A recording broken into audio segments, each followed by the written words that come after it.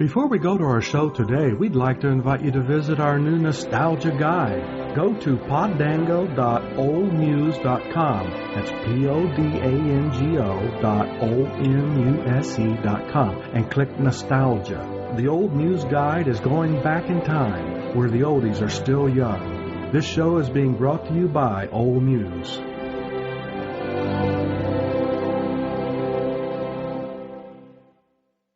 Hi, everyone. This is Bob. And this is Dennis. You're listening to a show on the Radio Nostalgia Network, which is also a member of the new Blueberry Network. At Blueberry.com, the Radio Nostalgia Network, where the oldies are still young. Want to thank our go-to meeting sponsor for continuing to sponsor the Radio Nostalgia Network. You know, these days, whether you're in business or simply want to share something with your friends or family, email or voicemail just isn't enough. That's why you should try GoToMeeting, an online meeting solution that will revolutionize how you communicate with your business associates, friends, and family. GoToMeeting makes it easy to provide training and share information with coworkers, family, and friends. All you need is your PC, an internet connection, and a phone. You invite people to meet you online. Your attendees see your computer on their monitor. Best of all, you can meet as long as you want, as often as you need, for one flat rate. But don't take my word for it. Try it for yourself, free for 45 days. No credit card is required. Just visit GoToMeeting.com, click the Try It for Free button, and type in the promo code PODCAST. That's GoToMeeting.com, Try It Free button, promo code PODCAST. Try GoToMeeting free today.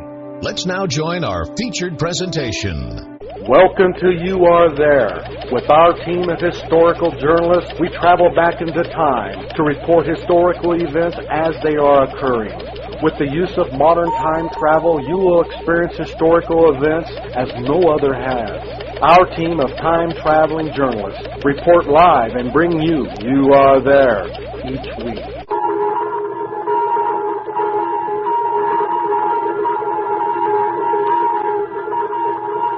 1945, 1928, 1936, 1929, 1944. Years of radio. The listening years. Years when CBS brought you the sound of history, of great events. Events made more vivid and unforgettable because when they happen, as they happen, CBS is there.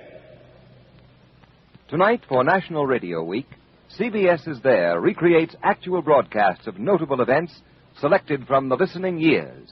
You will hear a president, a prisoner, a king, and plain people speaking to you again as they spoke to you before in memorable microphone moments. And now, with John Daly as narrator, The Listening Years. CBS is there.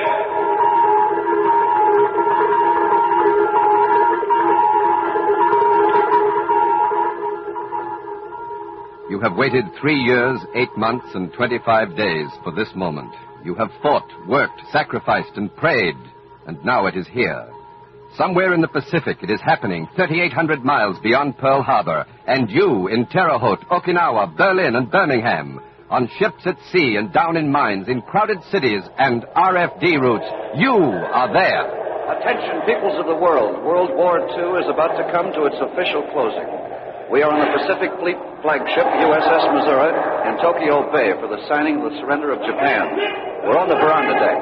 Its great guns are pointed skyward to allow room for the Army, Navy, Marines, and the representatives of the nations who are here. Lieutenant General Jonathan Wainwright is here, he who surrendered at Corregidor, and Lieutenant General Arthur Percival, who surrendered at Singapore.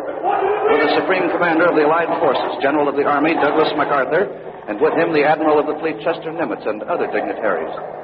General MacArthur is now facing the microphone. I now invite the representatives of the Emperor of Japan to sign the instrument of surrender at the places indicated. Shigemitsu, Foreign Minister of the Japanese government, is stepping forward now. Shigemitsu, we see, it's a wooden leg, apparently. He pulls the chair back. He's about to sit down. He takes off his silk top hat, pulling off his gloves, long yellow gloves. General MacArthur is waiting. He's looking down at Mr. Shigemitsu. Mr. Shigemitsu looks at his watch for some reason, consults some papers in his pocket. He's looking for a pen. He's got another watch. He's checking 2 watches. Well, at last he's got a pen out, and he's preparing to do something, although he hasn't yet faced himself up to the surrender document. He's trying to get some ink out of the pen holder, which has no ink in it. Mr. Shigemitsu has some ink in his pen, and he's ready to sign the document. It's a huge thing, about 1.5 feet long by 1 foot wide, printed up in beautiful gold type. I can almost read it from here. Mr. Shigemitsu is affixing his signature to the official surrender document. Here's another signature. Mr. Shigemitsu is doubly signing 2 documents here, of course. 1 copy for Japan, 1 copy for the Allies. Mr. Shigemitsu has signed the American copy. He's now signing the Japanese copy. I can almost watch him spell his name out. He's closing up his pen. Japan has surrendered, and there goes a flight of giant B-29s overhead. And now... September 1st, 1945. Japan surrenders unconditionally, and World War II is over. CBS is there.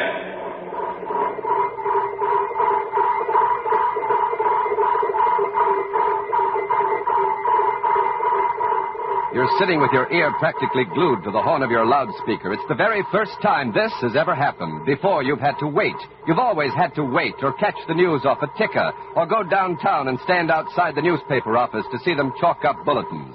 But now the annual moment, the traditional day of days for thoroughbreds at Churchill Downs, Kentucky is here, and you are there. They ought to be coming to the post soon for the 60-second running of the Great Kentucky Derby. Yes, here comes the parade to the post now. The band struck up the traditional theme song. I think you folks can recognize it.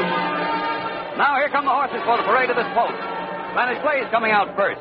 Now here's 20 Grand. 20 Grand, the big bay horse, comes onto the track of the bound. Full of fire, full of fire. And there comes Mate with the dash and the jump.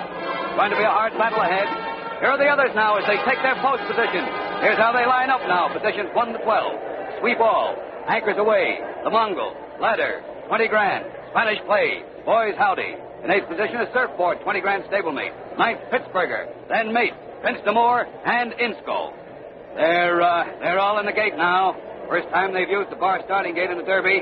Every horse is behaving like a thoroughbred. And they're off. They're off in a beautiful break. Every entry clean out of his stall. And the Kentucky Derby is on. With Prince d'Amour right out there and cut from the start. So far, it's a clean race. No bumping, no crowding like we saw in the Preakness last week. It's still Prince d'Amour with Boys Howdy and Ladder neck and neck right behind him. And the rest are pretty well bunched. There's 20 Grand way back. There's the first quarter now. And it's still Prince d'Amour, but he's dropping off fast as they take the clubhouse turn. And here comes Sweep All around on the outside. Sweep All with Mate right in there. Mate very well up in there. Battling Sweep All, and 20 Grand is still behind the bunch. 20 Grand next to last as they straighten out around the clubhouse turn. Pittsburgher trailing far behind all the others in this classic 1.5 mile run. And now they're leveling off for the backstretch. It looks bad for the big bay. It looks mighty bad if your heart's in there, but 20 Grand, he's got it. He's got a lot of courage. But going up there through a crowd of horses in the backstretch, that can take the fire out of the best of them. Now they're hammering down to the far turn. Ladder is out there driving to the lead. Sweep All dropping back a bit. Here comes Mate going right up after Sweep All and Ladder, and they're starting around the bend in that order. Ladder, Sweep All, and Mate in contention. And here comes a thunderbolt. It's 20 Grand. It's 20 Grand driving in there, rushing up, rushing on through the field, through the whole field. It's 20 Grand driving, 7, 6. He's in the clear behind the leaders. He's made it. He's cut through that field, and he's hammering at the leaders now. There goes Ladder. Ladder can't stand the pace. Ladder's dropped off, and it's Sweep All on top, and Mate right close behind. Now 20 Grand ranging alongside, right up there with Mate, and they're roaring past Sweep All now. A furlong and a half to go, just a furlong and a half, and 20 Grand and Mate are fighting it out in there. It's anybody's race. 20 Grand's got the speed, but he's had to come from a way back. Don't forget that. And Mate's been going easy all the way. No. Mate couldn't take the grind. Mate's dropping off. He's dropping, but here comes Sweep All again. It's Sweep All and 20 Grand. And here they come down the home stretch. Here they come to the finish, and it's 20 Grand. Sweep All, Mate. It's 20 Grand. 20 Grand all the way. It's 20 Grand.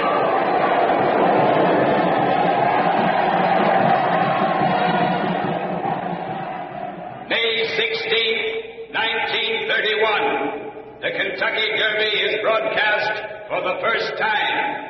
CBS is there.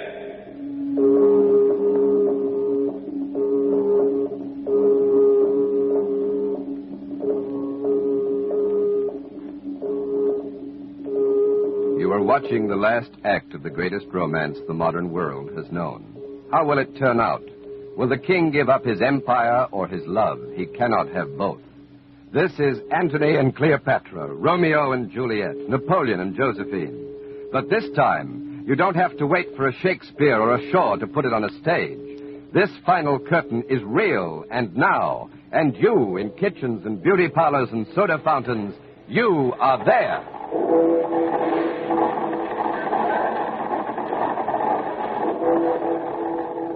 This is Windsor Castle, His Royal Highness Prince Edward. At long last, I am able to say a few words of my own. I have never wanted to withhold anything, but until now, it has not been constitutionally possible for me to speak. A few hours ago, I discharged my last duty as king and emperor. And now that I have been succeeded by my brother, the Duke of York, my first word must be to declare my allegiance to him. This I do with all my heart. You all know the reason which has impelled me to renounce the throne. You must believe me when I tell you that I have found it impossible to carry the heavy burden of responsibility and to discharge my duties as king as I would wish to do without the help and support of the woman I love. And I want you to know that the decision I have made has been mine and mine alone. This is the thing I had to judge. December 11th, 1936. King Edward VIII abdicates. CBS is there.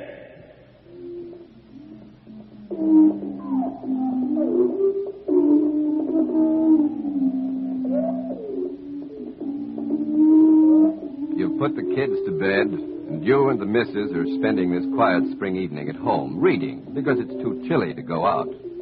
She's reading the latest bestseller, Edna Ferber's Cimarron, and you're thumbing through a copy of the Literary Digest. Suddenly, you're bored. You put the magazine down and walk over to your Super Heterodyne and casually start twisting the dials, tuning from station to station, listening for something to listen to.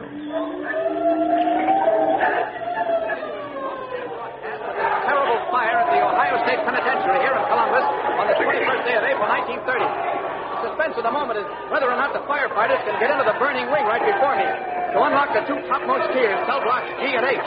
There are approximately 150 men packed in there. They've got to get in there fast, or else those men inside are lost, and their number will be added to the already ghastly total of about 200 prisoners already suffocated and burned to death, and 300 injured in this terrible, terrible disaster. The scene around me is inferno. The prison yard is lit up by batteries of floodlights on the walls, by the flames of the fire itself. Hundreds of men milling around here, firemen, guards, soldiers from Fort Myers with bayoneted rifles, nurses, doctors, priests, ministers, interns. All the convicts have been let out except those trapped up in this wing. Some of the convicts have escaped. One just walked out the front gate in all the confusion. Many of the prisoners are helping, carrying out dead and injured and laying them down on the lawn in front of the guardhouse. They're covered with tarpaulins, newspapers, blankets. It's a horrible scene. And now, here's a convict. Here's prisoner number X46812, a former preacher, probably the best-known man in this prison, a lifer doing time for murder. I'm going to ask him to describe what's going on here in Columbus, Ohio, this awful night of April 21st, 1930. All right, go ahead. Go ahead, talk. My eyes is looking out on hell here tonight. When the fire came in my wing, there wasn't any time to pull my brethren out of the cells. We couldn't get the poor sinners out in time. Now, they're bringing them out. Now, they're bringing my brethren out. My precious ones, the ones I've worked with, the ones I've prayed with, the ones I had tonight, the mess hall. They're bringing them out dead and dying like brands plucked from...